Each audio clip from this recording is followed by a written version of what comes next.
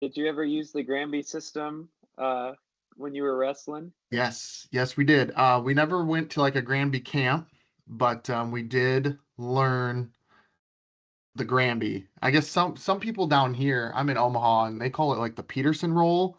Oh yeah, that's what we would call it too. So yeah, but yep, we use the Granby. Not very Yeah, it's a good. often.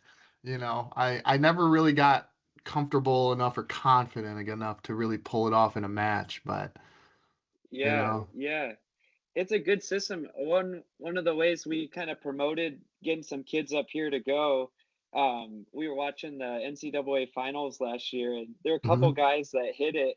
Yeah, I think it might have been Jesse Mendez, maybe, or okay, maybe Fixed. But yeah, I was like, hey, this is good.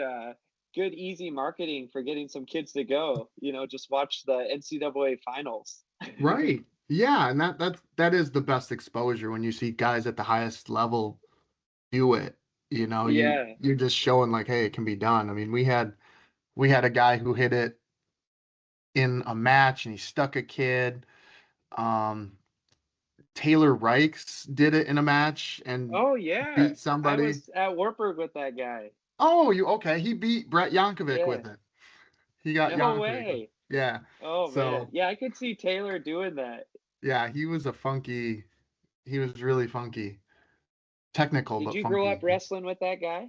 With Yeah. Taylor? He Nice. was like my Nice. neighbor, really. So we grew up, Okay. yeah, running around together, going to tournaments and stuff. So Yeah, he was yeah. awesome. He was in kind of the same age group as us and then Yep. ended up teammates for a while. So he's a great dude. Yeah. Yeah. Well, enough about me. The show episode is about you here, Colton. Um, so speaking of growing up with a bunch of studs, I mean, you grew up with a bunch of a group of you. Did you guys all? How did you all find each other? Because there was you and your brother, Cameron. There was Hinchberger, Zach Buck, um, O'Brien was another Mm-hmm. one. Yeah, and actually Derek St. John was from our club Yes, that's too. right. That's right. Yeah, just the absolute stud and hammer, you Yeah. know. Yeah, actually, I don't know if a lot of people know, but me and my brother Cameron, Mhm. we actually grew up near Traer. I don't know if you're familiar, by North Tama area.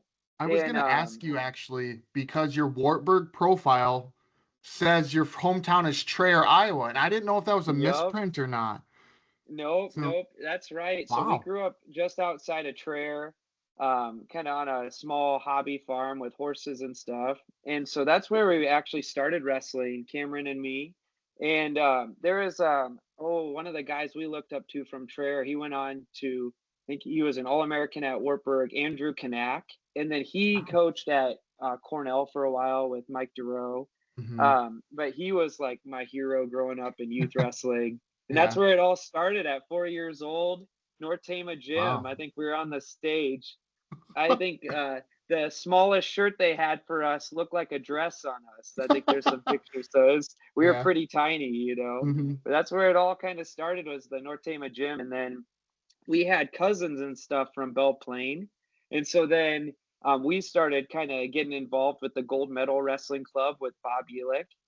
We Yeah. started that when we were in elementary school, and then eventually we ended up open enrolling to Belle Plaine in middle school because it was a better Okay. opportunity for wrestling. And one of our uncles, Jim, he was a coach there, and so it just seemed like a no-brainer. I mean, we already knew everyone there, and Hmm. they were just putting together great teams and had just won state a few years earlier and stuff. And my one of my cousins was a part of that, so yeah, Hmm. it was pretty easy choice to kind of move there for middle school and then through high school. Yeah, for sure. How far were you from the school? Yeah, we were about, I think it took us like 30 minutes or so. So it Wow, wasn't really? terrible. Still, Yeah, that's yeah, for some of those morning practices, and man, just my mom and dad, just the sacrifice they made to, drive us there and back for a while until we could drive. And then, I don't know how we got around this, but I think I was driving that at like 15, I think we could get our school permit. In Hmm. Iowa, you can get it pretty young. If we were driving like, 35, 40 minutes or whatever it was to get there with Wow. just me and Cameron, but maybe they thought, having two of us, one of us was always watching, but that wasn't the case. Usually we fought over who had to drive and then the other got to sleep an extra, half Yeah. hour. Yeah, that's a ways. I mean, half hour. I mean, you're even saying maybe 40 minutes, and then it's the winter time, and obviously Iowa gets snow, and I mean, Uh-huh. there were probably some early mornings and some late nights for you. Yeah, yeah, it was just a big sacrifice. Yeah, especially for my parents to have to fit that into their lives to get us there, but man, I'm so grateful we did that. I mean, it changed my life. Just not even just for wrestling, but the community there. I mean, I just went back for the Belle Plaine wrestling tournament. I don't know if you Hmm. ever wrestled there for at all, No. but man, there's just a great culture around the sport and the whole community. You just felt like everyone rallied around you. And it's Hmm. got that small town, I'm sure that small town Iowa feel where just, they were just so supportive. It was Yeah. just, and they loved wrestling. They love wrestling in Belle Plaine. And so it's just so exciting to be a part of. Yeah, they do love their wrestling. And you were growing up at a perfect time, for Belle Plaine. I remember Brady Jacoby and Tyler Uh-huh. Weeda, and those guys were so good. Oh, Yeah. you Yeah, know. Tyler Weeda is, man, he's a guy that I owe a lot. I owe, my winning state my senior year. Tyler Weeda is a big reason. Him and Ryan Krowski, Ryan was in the Iowa room and Weeda was at College. And man, they just came in and were working out with us. And I remember, oh man, they were just showing us all kinds of new technique. And we're like, gosh, you could just tell they were at a whole new level, wrestling with Yeah. them. And especially Tyler, it was just amazing having him in the room and helping us out. And it was, yeah, I big credit to him for helping me jump levels, especially that last year. Yeah, and he's still doing that to this day. Like I talked to some guys at the Nebraska room, and they all say they Hmm. just rave about him. I Oh, he's mean, just an incredible guy. I remember, I think I was in practice my senior year. They were having me do extra conditioning because I had missed because I was actually sick. I was pretty sick, and then I came back and they're like, "Oh, you need to get some conditioning." So they rotated all the whole room on me at the end of practice, and where you get so tired and you're just like kind of barely moving mhm. and not coordinated. And I like remember shooting and splitting my whole eye open in practice, and my whole eye swelled shut for a while, like a few days. And I Mhm. was so mad at Coach Ulick, Bob, for making me do that. I was like, man, I was actually sick. I'm barely back today. And then, so I thought my parents were going to come get me and take me to the emergency room. Mhm. And then they're like, oh, no, Bob can take you. So I had to go sit with Coach at the Marengo ER and get stitched up. My parents were like, "Oh, he'll take you," and I was already kind of annoyed that he'd made me do that. But some bonding time with your coach. I guess, is that why your head was taped your senior year? Yeah, so then oh yeah, so that's where I was going is Tyler Weeda, he was already doing athletic training. Mhm. And that dude, like, he was just took care of me the whole end of the postseason and was like Mhm. wrapping it. And I think he was even at state because he was doing some athletic training stuff.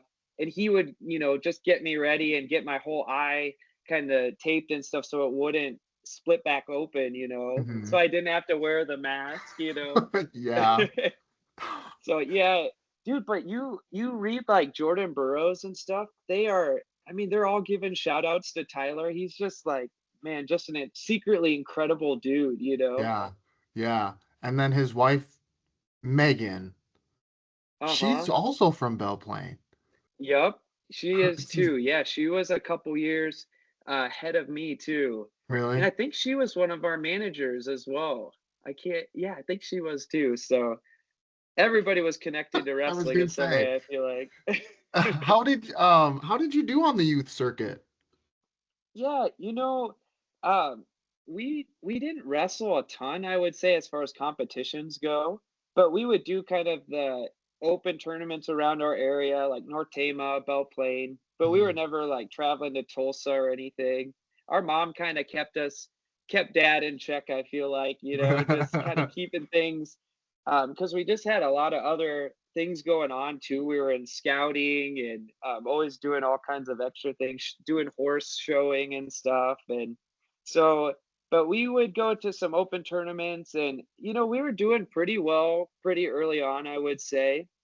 And then, I think it was around maybe fourth grade, we were like, okay, let's try to do the whole AAU state thing.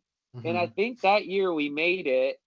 And we'd never done anything like that. And I Mhm. think, it was at the US Cellular Center. Yeah, And oh I'm yeah. pretty sure we were like stuck trying to park or something. And, we just had no idea what we were doing there. And I remember, I think we were running in and they were calling our names because, again, we were so little. And so I think they were calling our names as soon as we got in. And, it wasn't track wrestling then, it was like Yeah. they're hollering for you or calling you over the loudspeaker. So Mhm. I don't think I went out and won that match right away, but I want to say I went 2-2 that first year. And then that was kind of our first awakening, Mhm. or it was eye opening, and we learned you had to probably get there a lot earlier and stuff. But yeah, so that was probably the age we started doing a little bit more of that stuff. And yeah, I think then fifth grade. Yeah, I was trying to think of this before the podcast. I think actually that year, fifth grade, I made it and my brother didn't, and then I got like influenza or something. Mhm. So then we're identical twins, and so my parents were like, "Well, we've already paid, the admission." Yes. So I think I can't remember which one of us, but I'm pretty sure I made it. I got sick, and then Cameron was gonna take my spot at state, Yes. and then he got sick, of course, in true Oh. twin fashion. So no Wagner brothers went that year, and then I think after that, I think we went a couple more times through middle school, and I think I got like seventh one year and maybe like fifth or something, and Cameron Mhm. got runner up. So, every year we seem to keep improving. And but it's kind of funny, you look at I was asking my dad, like, "Hey, do you have any kind of names and stuff I should, kind of think about before doing this?" And he saw this one of our AAU brackets, and you look at it and it's got 5 Division 1 guys in there. You got like Oh Bart my. Ryder, Matt McDonough, or I don't know if he was in that one, but Uh-huh. Joe Cologne, Oh. Wolfensberger.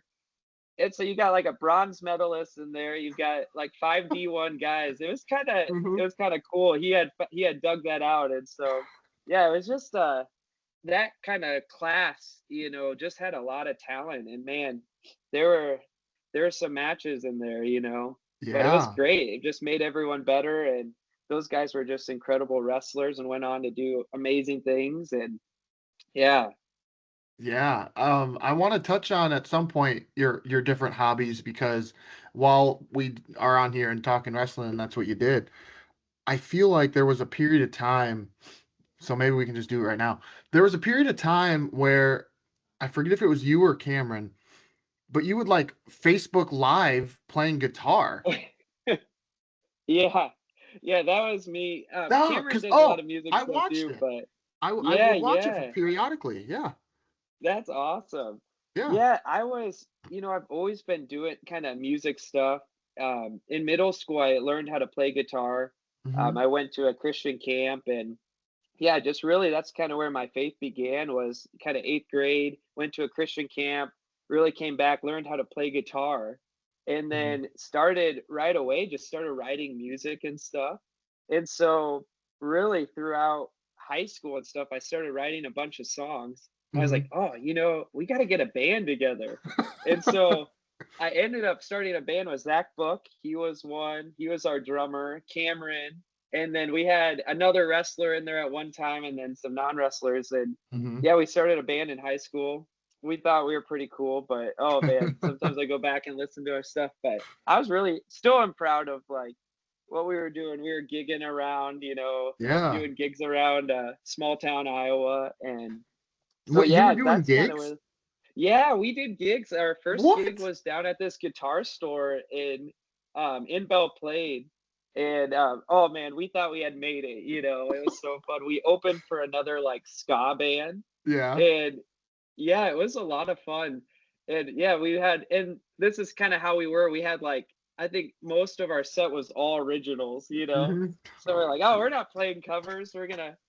I think we might have played maybe Chasing Cars or something by Snow Patrol, but the rest was like all songs that I had written pretty much. And then Cameron was our lead singer. But yeah, so and then, we released like an album, and then, Bob, our coach for like morning runs, he would put them on sometimes and stuff. You're like, oh man. So, but he was always really supportive too. And I remember, I think like some newspaper did like a article of like wrestling and our band, and we thought Hmm. that was so cool, because so yeah. And then I just kept pursuing that even after high school and stuff. Hmm. Even in college, I started doing it more. Actually, after wrestling kind of came to a close, I started doing more music stuff and Hmm. releasing more music. And then, yeah, after PA school, then too, after getting my master's, I had a lot of time. And so I started doing more gigging again and Hmm. playing shows around coffee shops in the area and stuff. So yeah, it just kind of continued to come and go. And I still write music and play it. And I love recording music on Spotify, and I release it on Spotify and Apple Music and stuff. Nice. But yeah, it's a lot of fun. I haven't released a lot of new stuff lately, but I'm always kind of leading worship through kind of church things. And Hmm. yeah, so it's a lot of fun. It was such a great kind of balance to wrestling too. It was just something totally different. You could just Yeah. kind of shut off the wrestling side and go do something, not as intense, but just like really fun and a great kind of way to just, yeah, deal with kind of the whole other side of wrestling. Hmm. Yeah, I was gonna ask how that sort of intertwined because wrestling is intense and you know y- you have to raise your level and intense, like we said, but the music that you're writing is worship and it's supportive and it's open and so it seems like Yeah. they couldn't be farther apart, but yet here they are, working the same on yourself. Yeah. And I'm not a big artist by any means, Hmm. but even just like the little bit I've done in getting in the studio or doing these like recording projects, you Yeah. got to work with all these musicians and get all these parts written. You really have to be like locked in and Hmm. disciplined, and like, so it does carry over to doing these big, when you're trying to pull off a big like artistic project like that. You kind of have to have that like gamer mentality, because you're paying a lot of money a lot of times to use some of these facilities, or so you have to get in there and lock in. And Hmm. but also just trying to get better on every project you do is, something that I always strive for. And but enjoying it too. Yeah. And so I just have a lot of fun performing and stuff. But honestly, youth wrestling has taken so much of my time. I don't get Hmm. a lot of time to do that right Really? Okay, so now. let's Uh-huh. pivot then. So is that it sounds like that's what you're involved in now is youth wrestling. Are you coaching where at? Yeah, so I'm up here in La Crosse, Wisconsin. Cool. Basically, I got done with PA school after, I was done with undergrad, took some time off, and then went back and decided to get my master's and do physician assistant. And so then I moved up here, and I've been up here. This is like my seventh year. And yeah, I was up here for a year, and I'm in orthopedics. And then was just really kind of thinking about getting back into wrestling. And, somebody had told me, I think one of my coworkers, about the Boys and Girls Club up here. Hmm. I don't know if you're familiar, but they serve the youth in the area and a lot of at-risk youth in our area. We And have so they one do a lot here. of, I believe we have one here in Omaha. I don't know if it's boys and oh, girls, but okay. we have stuff like that here in Omaha. Hmm. Yeah. Yeah, and they do a lot of like sports and development stuff here. And they said, "Hey, you should check them out. They have a wrestling program. They're always looking for help." Yeah. And so, yeah, I got in touch with this awesome dude named Steve King, and he really kind of got this program going. It was kind of dying, I think, and he just loves the sport of wrestling, and his Mhm. kid was in it. And so he got me just roped in. And after that, this is my 6th year coaching. We're all Wow. volunteer. We get a lot of beginners. But what's really cool is we've got a lot of kids that are starting to perform at a high level, doing some state and kind of some national or regional type wrestling tournaments now. And yeah, it's just a lot of joy to see, some kids get the opportunity to have like a high level program that can't afford probably to get involved with a premier club. We're in a Hmm. state with like Askren, and Yeah. there's a bunch of premier clubs around us. And then, it's like BGC. And I'm just really proud of like all the amazing coaches we have. And again, yeah, all volunteer, a lot of dads, but just giving up their time because they care about these kids and the program and they love wrestling. And so that's just been really, really fun. And, my big thing for the kids is I want them to enjoy the sport of wrestling. Hmm. And so, I kind of recite like a coach's philosophy for them at the beginning of the year Hmm. because I want them to like know what I'm about. And that's kind of part of my story was like falling in love with wrestling again. But I tell them I want them to enjoy the sport of wrestling through personal victory, mastery, and gratitude, and just hitting on more than just winning or even focusing on losing. I want them to be men and women that grow up to just be incredible people in their communities, and yeah, just live those values out. And hopefully those are things that I'm exemplifying and also our other coaches. So yeah, it's just been really cool. And now we've added freestyle. So Wow. these families pay like, I mean, it's peanuts compared to like a premier club just so they, get their insurance or whatever through the BGC, the Boys and Girls Club. But Hmm. then, I mean, we're pretty much running an all year round program. So if they stick around, these Wow. kids, I've been running a freestyle club for them then too. And then we've been doing some camps and stuff. And I took some down to the Granby camp. Awesome. So yeah, so that's kind of what I've been about wrestling wise. And it works nicely with my job, just being able to kind of fit that in outside of being in the hospital. And yeah, it's been really fun and just a lot of joy getting back in wrestling in that way. Hmm. How many kids do you have out? Yeah, gosh, I bet we have about 60 something, I would guess. Wow. Yeah, we have enough that we have like a middle school where we run a littles class, like pre-K, Yeah. up to like second grade, and they have a ton of kids this year. And then the room that I'm kind of helping lead has probably about like 30 to 40 maybe. So, Wow. yeah, it's quite a few. And yeah, it makes it interesting. It's such a challenge having so many beginners, but then you're trying to keep these kids that want to pursue it and be at a high level too and are farther along. It's hard to like have enough for all of them. And so I'm trying to really deal with that these last couple of Hmm. years. How do we keep those kids growing and developing and getting what they need, but also not leaving the beginners behind? Yeah. And I mean, to be honest, you have a great person, that a resource right there in UW La Crosse, and Coach Malachek. I mean, Oh yeah, yeah. I mean, he's from Iowa, he's from Osage, so you got that connection already, and he's just an awesome human being too. I'm sure, Yeah, you know. yeah. I actually ran into him, before down here in a couple different ways, not wrestling, but you know, I would love to do more with them and or even just get the kids going to like a dual meet every year and stuff. Because Yeah. one of the things is these, especially our beginners, and some of these families are not wrestling families at all, right? They Right. just signed their kid up. They thought it was a fun thing for them to try. But man, for them to be able to see like high level wrestling, even just getting them to a high school duel has been pretty awesome, just so they can get exposed and see, like, hey, that's what we're talking about. That's what Yeah. a match should look like. Yeah, maybe you could just pull out some VHS tapes of yours, and just show him some of yours. Huh? Hey, I better not tell my dad. He'll probably be pulling those out. I think he watches those on occasion, probably. Really? Yeah, That so that is one thing. So this is my first year at Bellevue East, a oh, that's program great. You're here. coaching. Yeah, and it's been a trying year, to your point.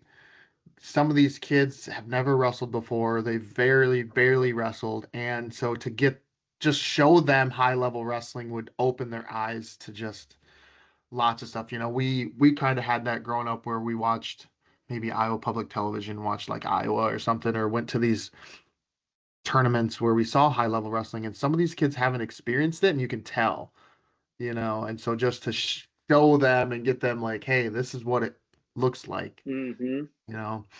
Yeah. And so Yeah, and even with like international wrestling being so, I don't know if you feel like this, but man, just what we can watch now as far as like oh yeah. international, even for freestyle, it's like so awesome that these kids can tune in and go watch all of these tournaments now. Hmm. Whereas before, I mean, you had the Olympics, Yeah. maybe the Worlds. I don't even remember watching a Worlds unless you could No. go. So, yeah, I remember going to like the world trials, but pretty much it was watching the Olympics for international wrestling. But now, I mean, with YouTube and Flow and, you can just watch all of that. And I think this day and age, if you're not kind of watching technique and watching what people are doing on the world scene, I think you're probably going to fall behind as a coach or even as a wrestler. Yeah. One thing that you can also do is go to IHSSN, um, Okay. and dot, ihssn.com, and you can pull up archived matches from the state finals for Iowa. And so actually No way. before we were talking, yeah, I watched your state finals match in 2009. Oh, no way. Yeah, I that didn't was even cool. know. I didn't even know that was a possible thing. That's crazy. I was Yeah, just asking my dad. I was like, "Hey, how did that match go?" yeah. Oh, okay. So here's what happened.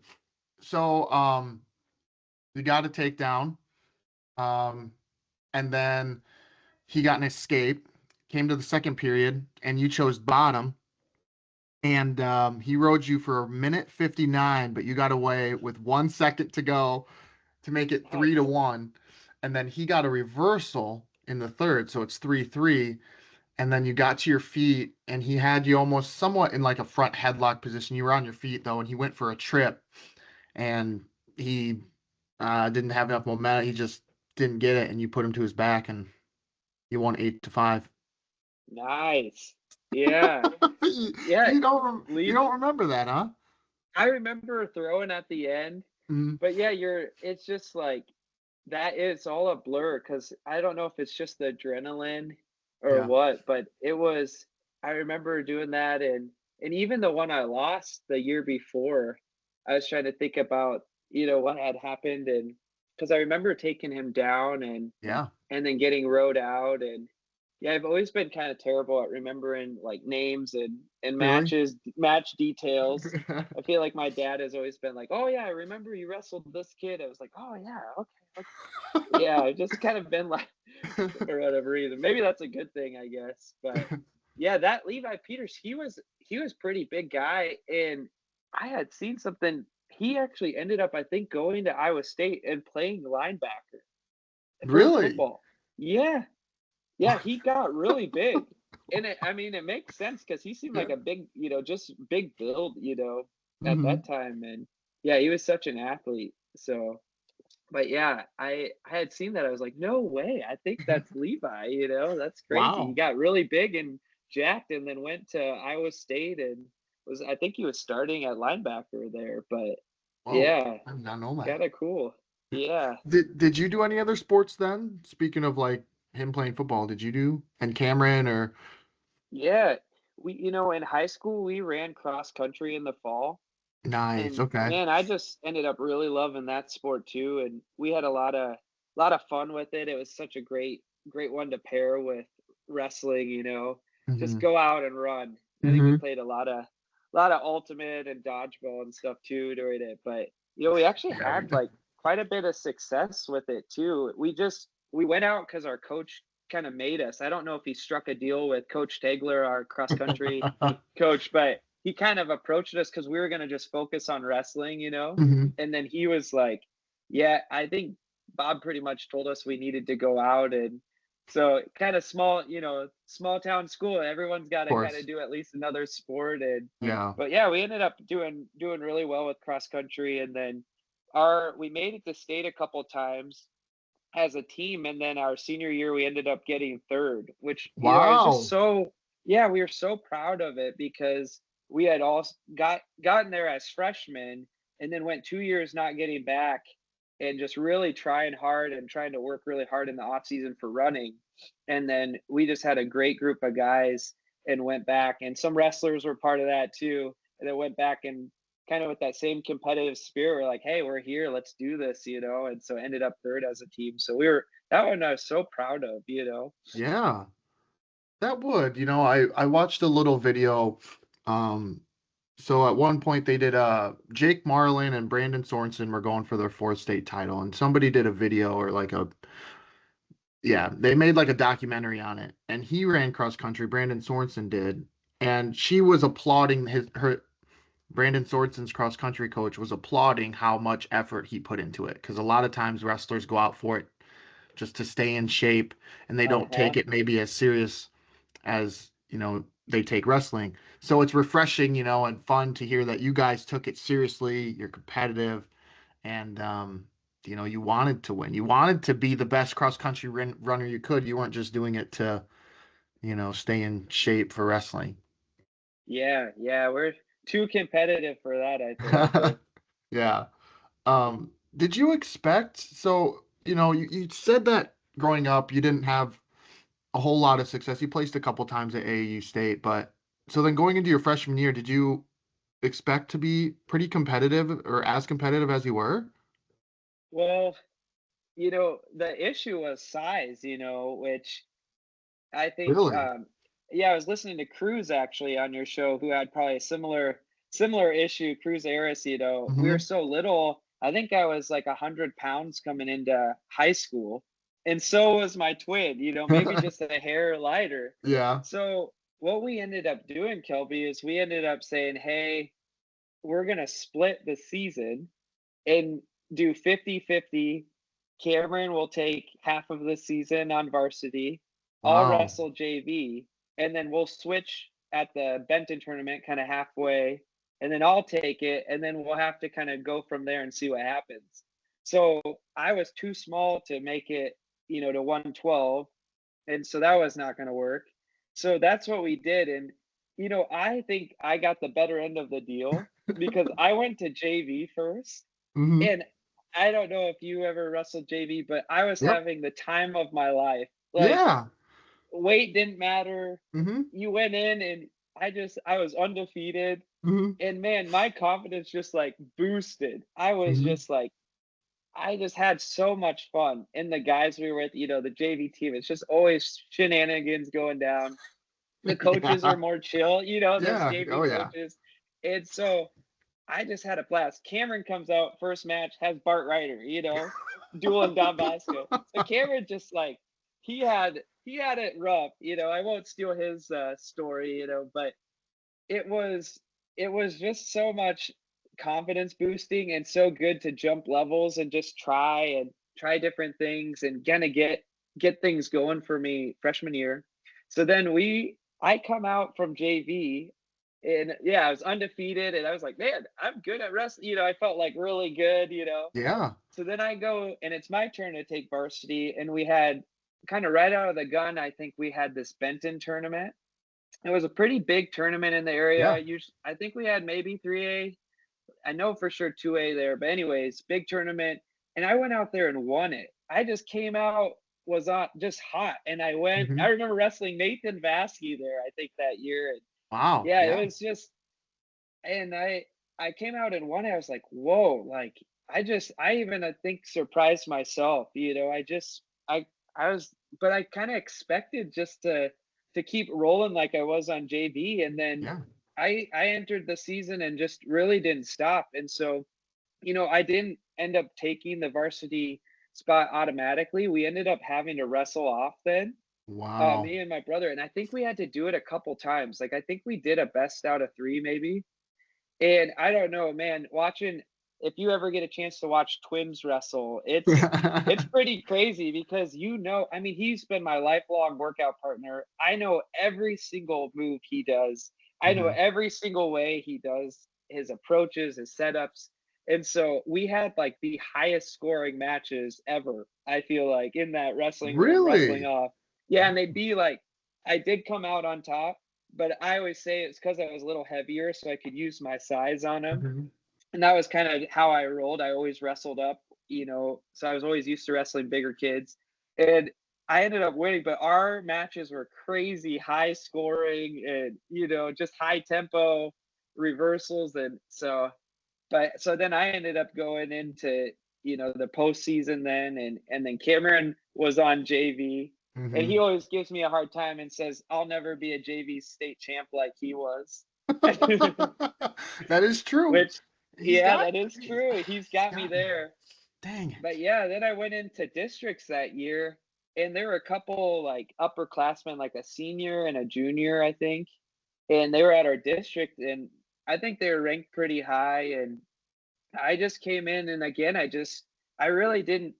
And that was kind of credit to our coach, Ulick. We didn't really get caught up with rankings and stuff. And like, Mhm. it wasn't so, publicized everywhere. And so I really didn't know, I knew it was going to be hard, but I didn't really know too much on who I was wrestling. And they just kind of kept me sheltered from that, which I didn't care. I went out and I think I like tech falled and majored these two upperclassmen. And Jeez. yeah, it was just like I just was having a great kind of postseason and just really having fun. And I remember like the predicament gave me like the outstanding wrestler or whatever, and they were All like, right. yeah, I heard this. My dad was telling me they had like asked me like, well, what do you think coming out, wrestling these like upperclassmen and at 103 and they're ranked. I was like, yeah, I didn't even know who they were. I said something like that, which so dumb, but yeah, but that's kind of how I was. I just didn't get caught up or get psyched out by that. Every match I felt like coach prepared us to go out and win, no matter if they're four-time state champ or if you never overlooked an opponent, but you never counted yourself out either. Mhm. Yeah, what did he do? Because I read an article that, he really pushed trying to peak at the end of the season, you Oh know. yeah, So what, yeah. if you remember, what did he do to try to get you at your best when you needed to be your best? Yeah, I just don't think he overtrained us. Mm. He We started off doing a ton of like conditioning and stuff at the beginning just to get going and stuff.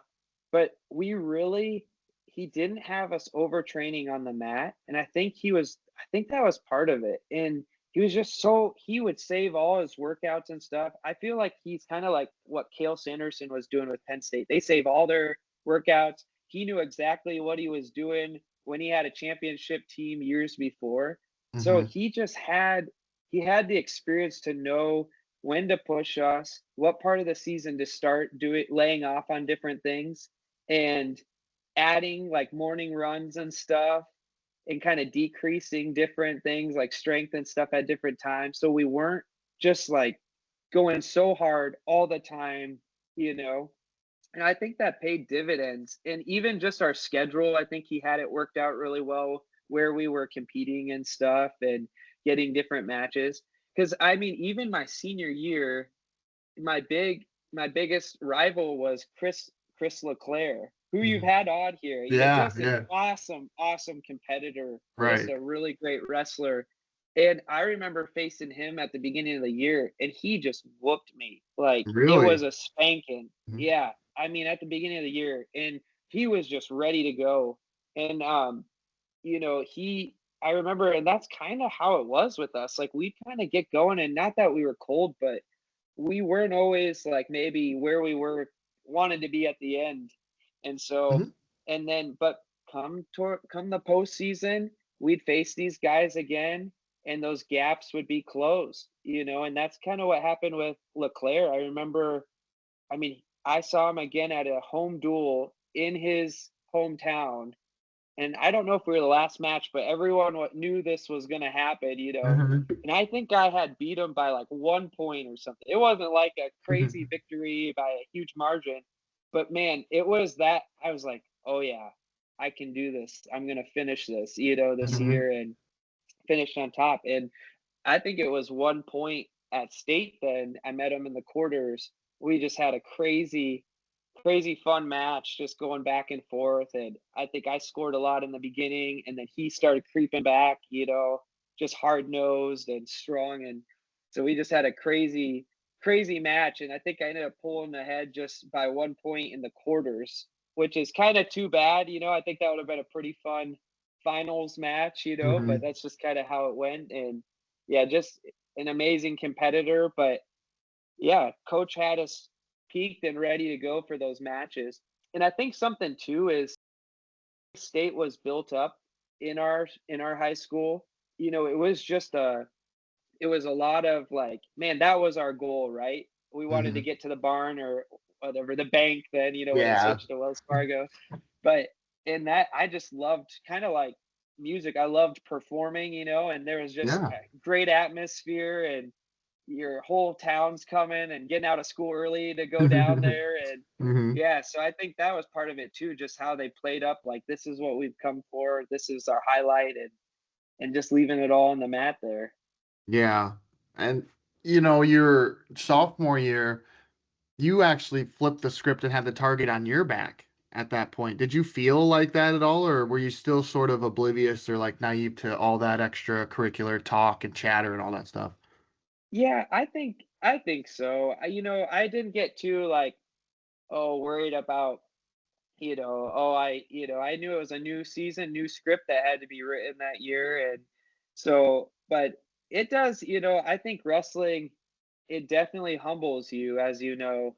Yeah. And sometimes you need to lose. And I think getting another fourth place again, sophomore year, I think that kind of stung a little bit because I was like, oh, yeah, like I saw myself hanging with these guys, taking down some elite guys and stuff, even if I didn't win.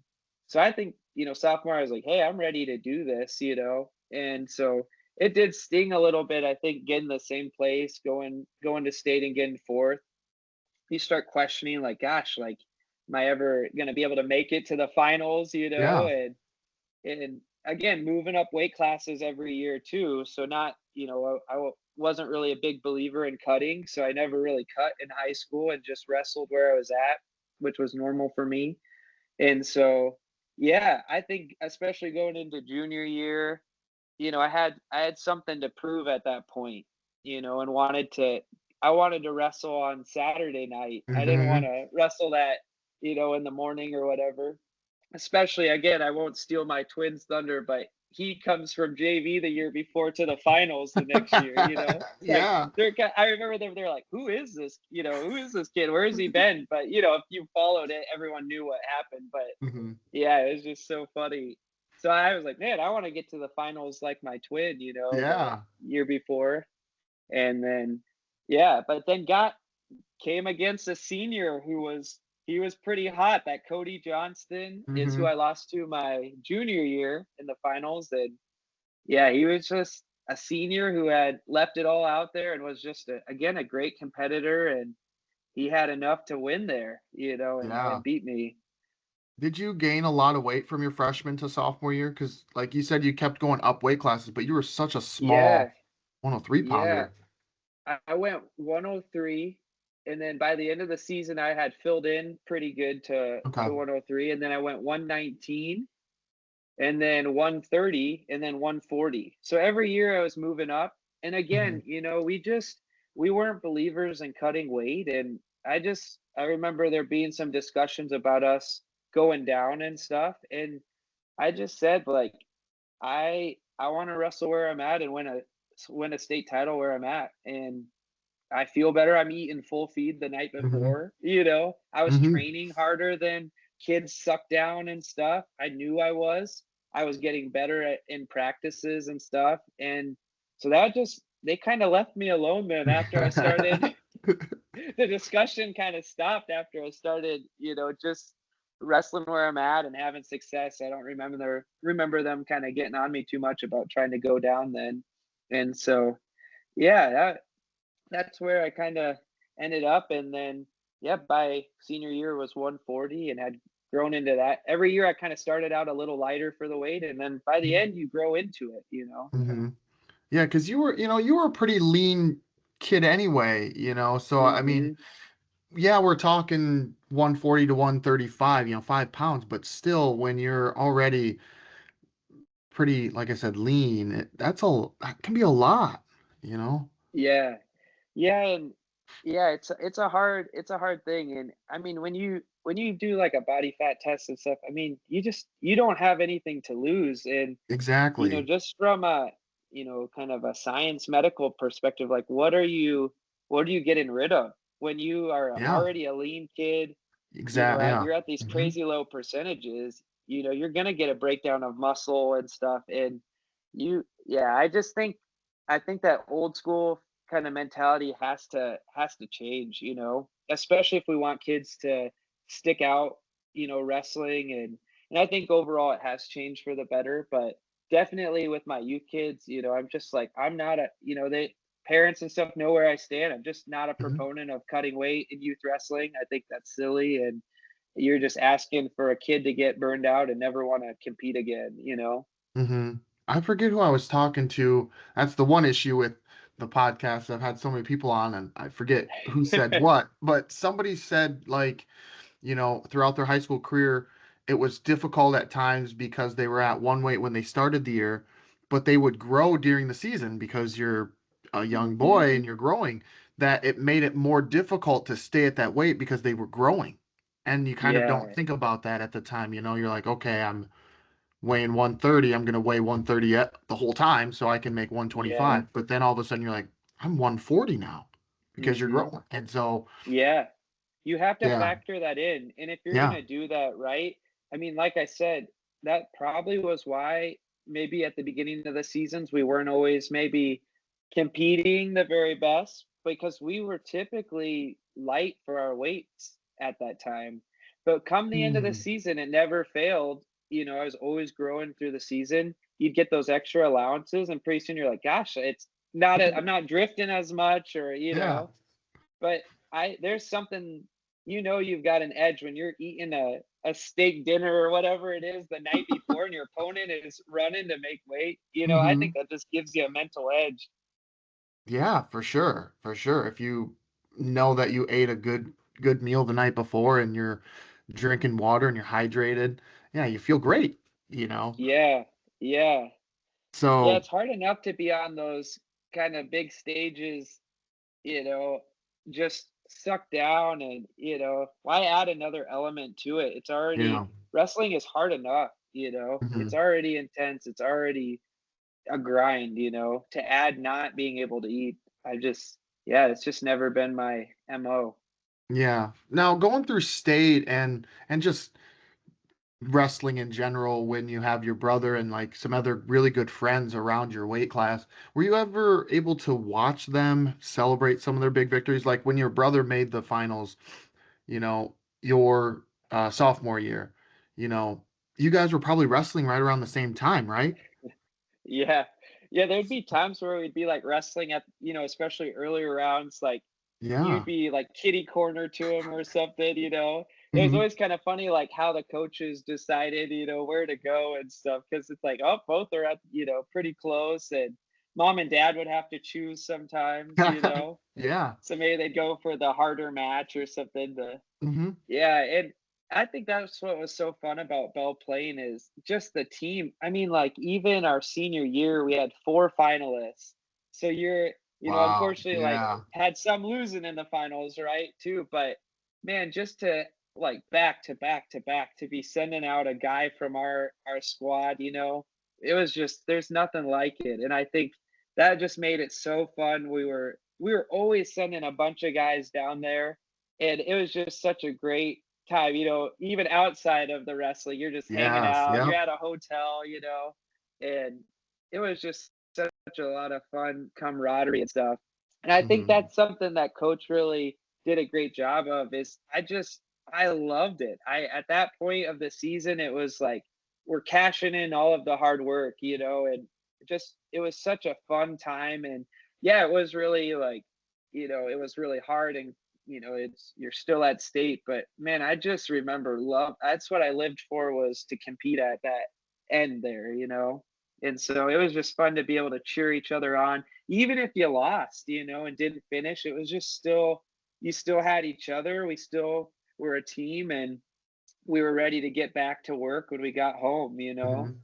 Yeah, and it's always fun when you can share it with other people that you care about, and Hmm. so to have four in the finals, like it's always fun when one person gets in there, but then, when you can share it with somebody else, especially a brother, but just in general, have four, like that just makes it all the more fun. Yeah, and it was pretty tough because I had to go out after Cameron my senior year, so he lost to Bart, who Yeah. was a four-timer, Mhm. and so he's coming off, he was pretty bummed and sad, and so it was like, man, it was just pretty emotional for me because it's like, Yeah. well, I gotta stay focused and get out there and go do my thing, and so it was hard to kind of keep focused when you see your brother upset and stuff, but maybe it made it all the more sweet going out there and trying to take care of business. Mhm. Did you watch much of his match while you were warming up? Because like you said, it's not like you're a Yeah. couple matches down the road, you're the next match. So I Yeah, mean, I think I was probably in the side tunnel. I think I was watching, but I tried to stay pretty locked in. And I definitely remember watching him come off at the end. So I can't remember if the coaches were trying to keep me kind of focused and back, but yeah, that was hard because yeah. in a perfect world, it was like, gosh, I wanted us both to win and cap off a great career for our coach. And but Bart was an incredible wrestler, and so it was going to be tough, but hey, Cameron deserved to be out there and go in and trying his best to win. And yeah, it still was awesome what he accomplished and was there. Not Right. many people could say that, I guess, too. So Yeah. Well, how did you stay locked in or fight off that emotion of watching your brother get beat? And I mean, not only your brother, but like your twin brother, like somebody who's there literally since the day you were born, he was born, there. So yeah, that's yeah, just a different type of connection, I have to say, right? I would think. yeah. You know, it sounds crazy, but I think the year before, losing in the finals was probably the best thing that could have ever happened to me, because I you're like, hey, what what's the worst that can happen, Mhm. right? Like, I lose, my life went on. And I think, yeah, so what happened was, so I lost, the junior year, Yeah. and so you're already upset, I was crying and having a pity party, and I left, I think, to go back to the hotel, and there was one of the reporters, I can't remember if it was like KJ but he had been doing an article on me and Cameron, kind of going through the state tournament and stuff. Anyways, he wanted to do an article on losers of the finals. So Oh, oh, so I think he approached me when I lost and was like, "Hey, do you want to do an interview?" And again, I was being like, just, having a pity party and of course. upset, and I said, "No. Well, I went back to my hotel room, and I can't remember exactly how it went down, but basically Bob was like, my coach was like, "Hey, you," pretty much was like, "You need to do that interview." And it was about my experience of losing in the finals. And I have that article still, and it Really? wasn't that pointed, but it was Mhm. like, basically, "Hey, you lost. What was that like?" On and you're at that time in your life, that's like a huge stage. Your whole town was watching. I felt really almost embarrassed, right? For But it was sure. so humbling, Kelby. And I think I don't see how I would have ever won that senior year and kind of had the year I had if I didn't. And I think what started crumbling at that point and kind of eventually crumbled in college, I had my identity so wrapped up in wrestling. It was kind of who I was. I did, like you already were saying, I did other things, I had other definitely other hobbies I was doing, but man, wrestling was kind of who I was.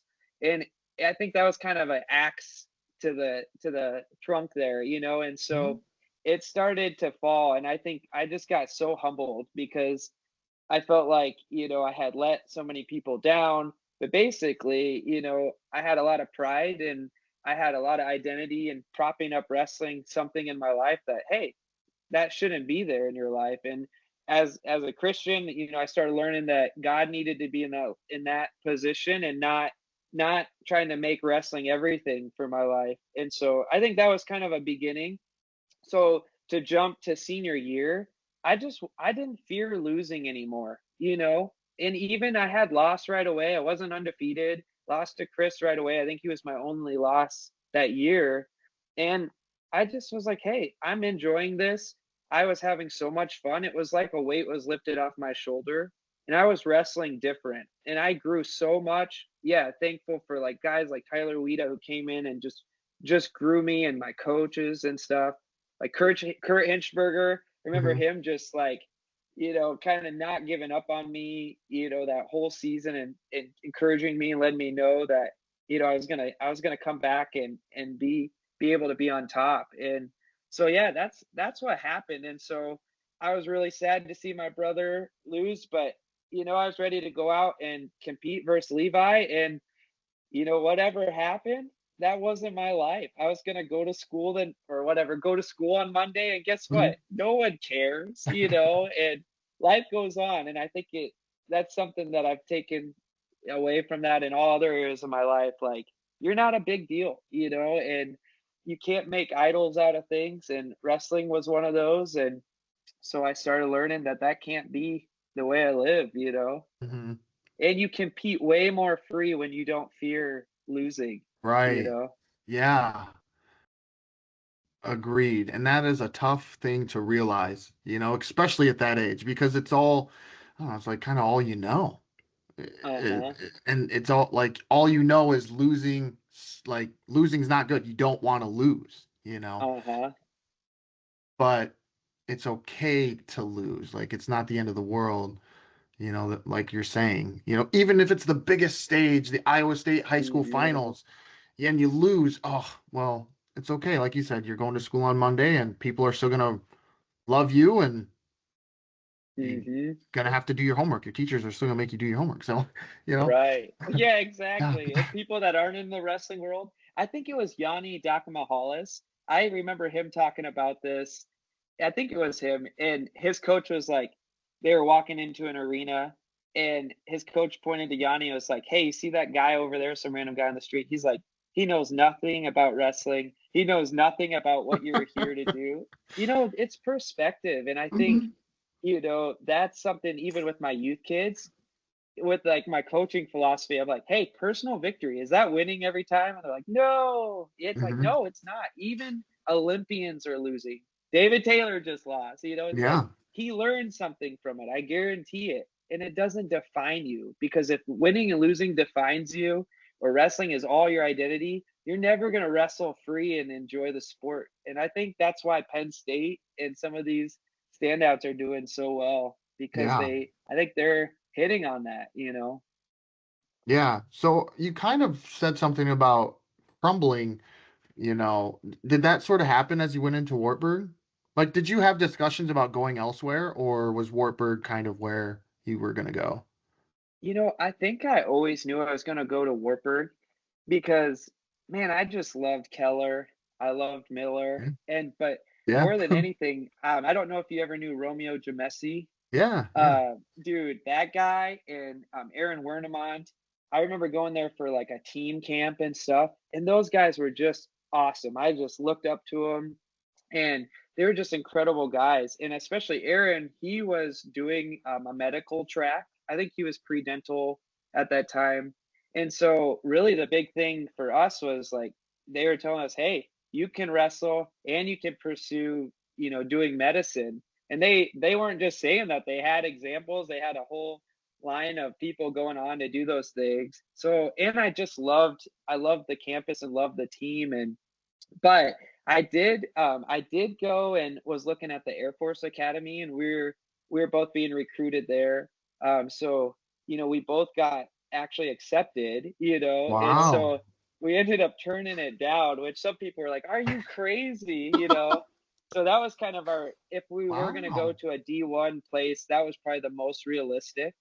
And I'll be curious what Cameron says, but I don't think I wasn't very like I went down there. I was like, hey, this is not for me, But I think Cameron, if didn't exist, I feel like he probably would have gone there. But it was Wow. kind of interesting. I think people were always kind of lumping us as like the twins, like where are the Hmm. twins gonna go as like a package? So I think when I said, hey, I'm not doing the Air Force, I think Cameron was like not willing to probably go.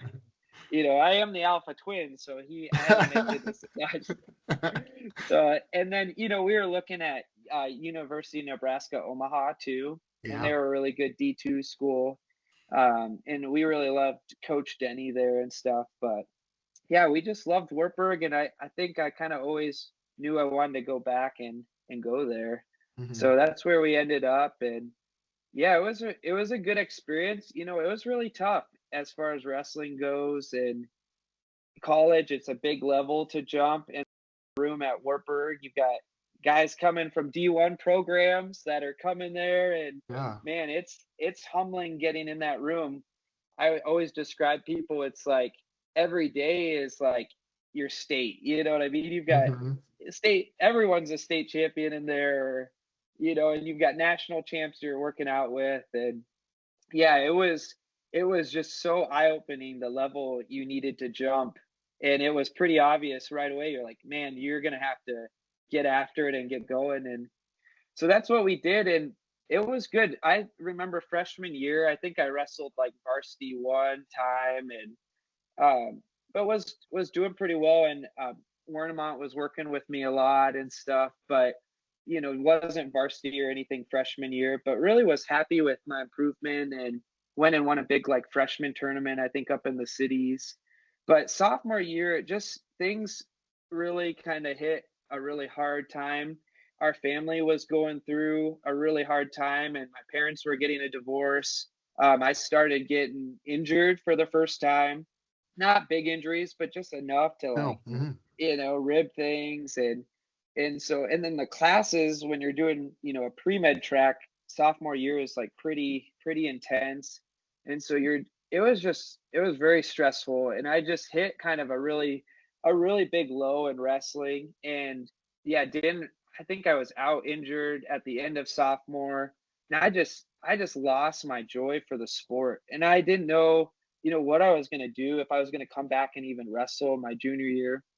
And so I went into the summer and usually, you're training. Well, we decided to just get away from it all. And so me and my brother went Yeah. and worked at camp, this Christian camp called Eagle Lake with the Navigators out in Colorado. And Cool. so Okay. we were out there all summer.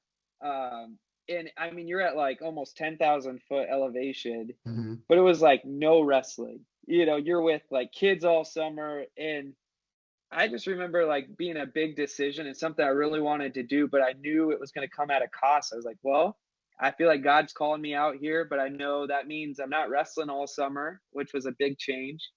But we tried to wrestle up there on the mountain. Like we did some drilling on this like grass lawn and stuff. But man, we came back though in the fall and we were actually in incredible shape from being training up there all summer Hmm. and so we came in pretty good, but then unfortunately I was wrestling my twin and broke my hand like within the first like week of practice and then it needed surgery and then that was it. So then I Hmm. decided to call it quits on that season and so didn't get back and I think, again, at that point, I just started having a real, just had to really, just figure out, is this something I need to keep doing? And it was more, unfortunately, kind of felt more like a job. Yeah. And it was coming at a cost and trying to maintain good grades and be in the ER volunteering and doing all these classes. And so I eventually decided it was time to stop. And it was a really hard decision when wrestling been apart and especially being someone that is a high achiever, to not end with a national championship and stuff. It was, again, another piece of that identity that I had to let go of.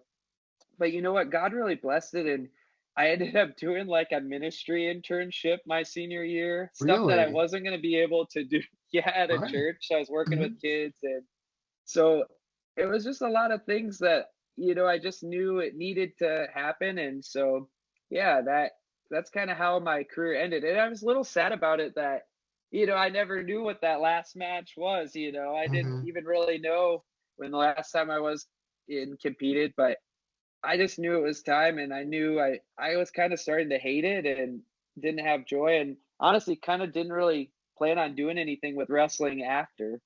Yeah. But So then when did it start to come in? Well, first off, let me ask this. When did medicine become something you wanted to pursue? Because it sounds like that was a big reason also why you went to Wartburg. yeah, yeah, I think in high school, I mean, that's something that's just always been true. I love school. I love reading. I love, Byron Tate. I don't know if you ever knew him, Hmm. but like at Fargo, we ended up on the same team, but he remembers us in high school, and he's like, Wagner's, you guys had your Harry Potter books. Sitting there, because I was just kind of a nerd, I was always playing guitar, and then he remembers me bringing my Harry Potter books to Fargo, and I was sitting there probably reading the one I waited in line for or whatever, Hmm. I just didn't Yeah. care. But that's kind of how I was. I loved learning, and so I think that I was like, oh, I think I want to do medicine and pursue that at the end of high school. And so I probably didn't know what that meant, in all actuality, but started volunteering in the ER in Waverly. And that was really, it's like, man, I love this, and wanted to do Hmm. that. But it comes at a cost, you'll hear from Cameron. He chose a really intense path, and he just finished it, and so I think the stress to keep, the competitive nature to get in to a good school, and to you have to have really good grades and be doing all this volunteering. It was just a lot, and then you're Hmm. trying to train. Wartburg, I feel like, runs a lot like a D1 kind of mentality program. You gotta, if you want to be the guy, you got to put in all this extra time. And so, yeah, it was just a lot. It was a lot. So Hmm. that's kind of where medicine came about. And then, I finished college, and I didn't know 100% if I did want to pursue that or not. And I was actually thinking vet at one point, and was There working you in a go. vet clinic. And then, yeah, I was in Ogden, Iowa with Coach Brian Reimers, just an incredible guy, just really impacted my life, and Jesse Sundell. And they said they needed somebody to help with a youth program. Hmm. And so I told them no, I didn't really want to do that. And then Yeah. they kept on me. And then that's kind of when wrestling came back. I started Hmm. doing some youth stuff. I didn't know what I was doing. I think I asked Coach Ulick if he could help me, and Coach Sundell helped me a lot. And man, they just really believed in me, and I started just enjoying the sport of wrestling again, and I fell in love with it again. It was fun working with kids and kind of developing them. And so that was kind of when I started getting back into the sport, and I was just so grateful they kept on me about doing it, because Hmm. man, I didn't realize how much I had missed it too, and just, you know kind of had a bad taste in my mouth, and just Of course. Yeah. it's just you're tired, and your body's beat up, and just ending that way. But it was so great, and I just had so much joy getting back on the mat again. Yeah. That's awesome. But one last thing you said about, going or about the Yanni Diakomahala story about how that guy didn't know and doesn't care. Same thing with like people. It's kind of nice to put that feather in your cap a little bit. Like, yeah, I wrestled and was state champ. Well, when you're going and trying to get into, med school, they don't care. I mean, they don't care that you were a state champ or that you wrestled or did these things, you know, athletically.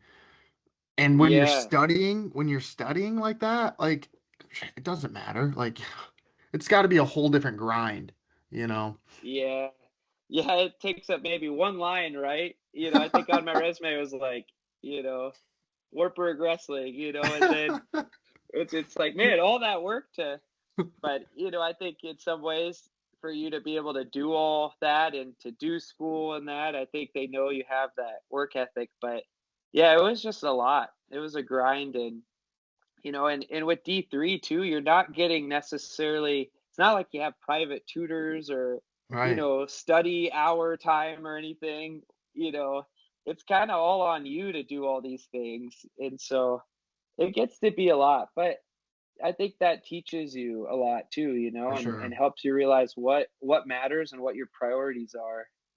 So how'd you end up in lacrosse then? Yeah, so I ended up finishing school at Iowa, and Okay. then so finally was able to be a Hawkeye. Really enjoyed my time there. Awesome. Good. And then yeah, moved up to lacrosse just for my first job. And then I picked orthopedics, and then eventually kind of transitioned into pediatric orthopedics. So I work with all kids with like bone and skeletal disorders and deformities. It's kind of fun. I take care of a lot of wrestlers in this Yeah. area and stuff, and so that's been really fun to be on that side of helping wrestlers and then watching them succeed at state and national levels. It's like, Mhm. and because of HIPAA, you can't be like, oh, I took care of the, but you're like Yeah. inside, you're like, I have joy. My man made it. Mhm. A lot of these kids have come, they've overcome so much, and stuff. So it's just cool to see them get back out there and compete. So that's what I've been spending my time doing. I work with a surgeon. We're in the OR a couple days a week, and then take care of kids from with all kinds of broken bones and sports injuries.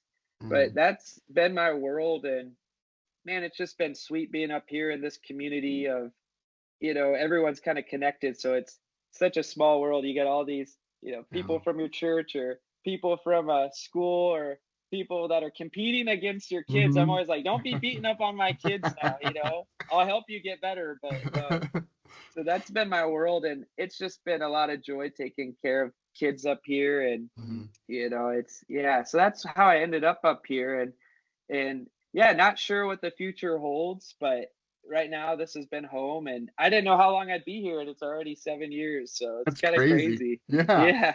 Why orthopedics? Yeah, you know, to be honest, I didn't know if I wanted to do that specialty, but I really enjoyed surgery during school, and that ortho was one of the things open, and I didn't even have a rotation in it, to be honest. And so then I was like, well, this is a job that's open, and it was trauma right away. So I was like, man, I'm gonna see all kinds of stuff right away as a new Yeah. grad, taking care of patients, like car wrecks to elderly people falling to kids. And so I started out with that, and then I love working with kids. It's a passion of mine, and they were like, "Hey, we remember you loved working with kids, so do you want to do peds ortho?" And kind of we're hiring a surgeon and stuff. So I ended up switching over to that about 6 years ago, and yeah, I just enjoyed. I think I love the families a lot, and maybe it's a small town. You can probably relate to this. Like, Yeah. I just love those connections, that you get to care for someone, and then you're shopping or getting groceries or like at a wrestling tournament, I'll have all these little kids, that you've taken care of. They'll be like, "Hey, my finger is good now." Like, "Oh, all right, all right." They'll come up to you and you fist pound them and are Mhm. like, "Get out there, go get them." So Mhm. I don't know. I just really enjoy that. It really is meaningful and purposeful to take care of a community like that. Yeah, and lacrosse is a nice community for that. It's a D3 school, UW Lacrosse is, so it's a smaller town. It still has enough stuff to do. I mean, they have Mount Lacrosse. I don't know if you're a big skier or snowboarder, but I've been there a couple times, so they have enough stuff to do. But like you said, you can still run into and see a community feel, in that type Yeah, of a city. yeah. Hey, you come up, you have a place to stay, Kelby. All right, all Maybe right. we need to do a little you can come up and show some technique at the BGC, We might get you another t-shirt or No. something. Oh, geez. I don't That'd know if be I'm ready. awesome. I Yeah, don't know if you want me I to do definitely that. house you. That's awesome though that you're up there and seem like you're on a good path. You found your way back to wrestling, which this is kind of my way finding back to wrestling a little bit was starting this because I went through a period where I didn't like it either. I didn't really like to watch it. I didn't like to be involved with it. I just didn't want Yeah. anything to do with it. And Uh-huh. so I feel Has like this it. brought a lot of joy back? Yeah, yeah. Just I think it also makes me a little bit, I don't know if regret's the right word, but you Mhm. know, um I crossed paths with a lot of these guys. A lot of you, I think we crossed paths once actually. I'll tell you the story. We went to Fort Madison. Um Okay. and we stayed in this hotel and there was like a mini we could like do mini golf or ping pong or something. And I think you guys were there, you and your brother, and I think Hinchberger.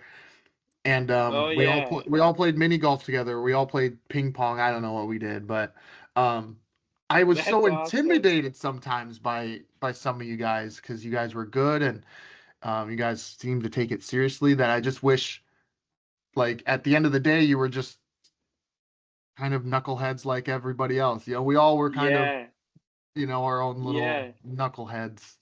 Just 16-year-old kids being kids. So I just wish I would have been a little more open to talking and meeting back then than I am now. Yeah. But yeah, Yeah, even just like it's kind of like a big family. And right. you don't realize that till you like run into these people, and you're going into the wrestling world or you go back home and other wrestling coaches like I don't know if you remember Jake Rizzio. I just ran into Yeah, him at a tournament and he's got like four kids and really. it is like I kind of feel the same way. Like it was just I wish I would have maybe enjoyed like that type of aspect more Yeah, and yeah, because it's just like it is like a big family. That's how I feel, at least as a coach now, even with other coaches and stuff. Like it doesn't need to be like if we don't help each other, like I feel like none of us truly win. If one yeah, club gets super good at the expense of all the other clubs, like is that really good for the sport? And I think if you have a family mentality, like people aren't going to do that, and right. because we care about each other. Because I mean, everywhere you go, even if you go to another continent and you're like, you've wrestled, you hmm automatically have that, like, that bond, It's Yes, awesome. yeah, and especially here, you go to Wisconsin. Wisconsin's very prideful in their wrestling too. I'm sure you're finding out Hmm. Nebraska is the same way. We always used to being from Iowa, we always used to give Wisconsin people, we used to kind of give them a hard time because, Uh-huh. Iowa was tougher. So, oh, you won a state title in Wisconsin, you probably would have got like fifth in Iowa or something. We always just Isn't would give it people so crap. funny how they like I've been seeing that like who is it? I think it's usually Askren and Flo. They'll start their Oh old yeah, banter about like which state has the best like tournaments. Like, dude, guys, like what are we debating yeah, about here? Like who cares, yeah, It's just so funny like what people get all like kind of, debating and pick sides on, hmm But I'm just so kind of pro supporting the sport wherever I can at all levels. And yeah. I think because ultimately, like I had this realization I was in Laos, Southeast Asia, back in October, and the kids there, they don't Really? wrestle, by the way. Yeah. I was there and they don't What they for? don't wrestle at all. I was just on kind of like a mission trip and meeting with ministry leaders there. I know Wow. I probably shouldn't just throw that out, right? Like I was casually going through Laos, but the what was so crazy is well, I was sitting and talking with a youth development coach for soccer, and hmm I think I showed a picture of like Jordan Burroughs like blast doubling, and I was like, how do you say this? And they were like, they didn't know what wrestling was, and it made me sad kind of, but hmm they love soccer, right? I mean, that's hmm all they do there. And all the kids, I played some soccer with some academy kids. I mean, I'm not good at soccer and they're just, they're so awesome. But they do soccer because they love it, right? It's a third world country. They're they just do it because that's what they love. I'm sure some of them are like, I want to be Ronaldo or Messi, hmm but I had kind of an epiphany coming back from that with wrestling this year. It's like, dude, I want these kids to just do wrestling because they love wrestling. I hmm mean, like the Lao kids love soccer. Like, if the kids like love wrestling in that way, they're gonna be the best, right? They're Right. gonna have success, each of them in their own way. So that was really something I took away. I don't know. I mean, it's not like you just go out back and pick up wrestle like you do with soccer, but hmm it did make me think about that. Like why can't kids just some of them like I have one kid that's really good, but he doesn't want to compete. It's like, hey, why not just do it for the love of it, you Right. know? Yeah. And so I think that's something I'm trying to instill in my kids, in my youth club. Like, just do it because you love it. Like, I want you to enjoy it. At the end of the day, I don't care if some might go on and that's part of their goals. Then I want to help them get to college and wrestle or be a world champ. But some of them just want to do it, I hope, just because they love it, you Right. know? Yeah. So that's something I've been very passionate about lately. But yeah, that Yeah. was pretty eye opening. And that's funny because it comes completely full circle to basically where we started this podcast of little Colton Wagner with his dress shirt that's way too big at a wrestling Yeah. tournament, watching guys that he just idolized, and he just Uh-huh. was having fun. It just Yeah. that's how you got started and that's how you got hooked. Yeah. Yeah, and I remember, did you ever go to the Iowa meets and then you could go down after Hmm. and you could get all the signatures on your Yeah. t-shirt? Did you Yeah. ever do that as a kid I think I at got Carver? I got my I had an Iowa basketball hat and I got it signed. Not a No wrestling hat. way. Yeah, yeah, Joe Williams signed it. Yeah. Oh, But yeah, nice. so we did do that though, yes, at one point. And I'm so sad. I don't think they do that anymore. But it Right. was so fun. You would go down. I actually went up to Dan Gable when I was little one time, and I said something. I was with my twin. I was like, Dan Gable, I want to be just like you when I get older. And he turned to me and goes, you better get to work then. That's what he told me. Oh my I was God. probably like 8 years old at the time.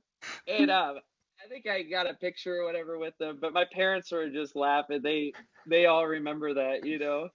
So I thought that and that was one of those after meet things where I just Mhm. ran down there and of course, that sounds like me. Probably Cameron didn't say that, but yeah, so he turned to us and he told me what I had to do. So I took it to heart. I tried to, but I was gonna say that's pretty intense.